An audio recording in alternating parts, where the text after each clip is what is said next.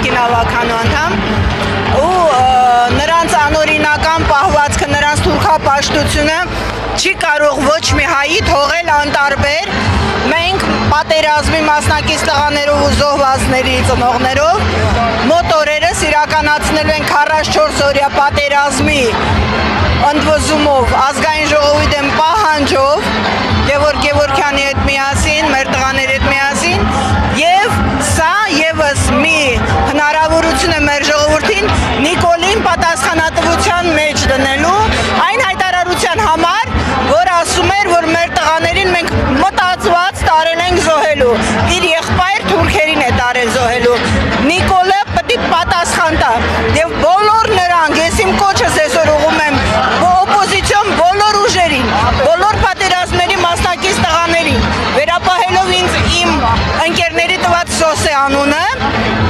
ոչ եմ անում, տղերք, եկեք համախմբենք, այսօր իրար ուտելու ժամանակ չի, եկեք համախմբենք մի բռունցքով, ասենք թուրքանիկոլներին, որ մենք երկիր չունենք թուրքացնելու,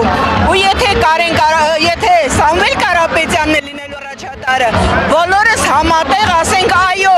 հույս ունենալով, որ նա երբեք չի գնալու Թուրքի հետ ոչ մի գործարքի, եթե գնաց ես խոստանում եմ, հենց այս պահից ամենաառաջինն եմ թռնելու դեմքին, որտեղ կոնկրետ նա պատմության ուսուցչի որդին իրավունք չունի գործարքի գնալ Թուրքերի հետ։ Ողջունում եմ բոլոր նրանց, ովքեր կարող են այսօր ասել, ոչ, մենք Թուրքստան չենք դառնալու,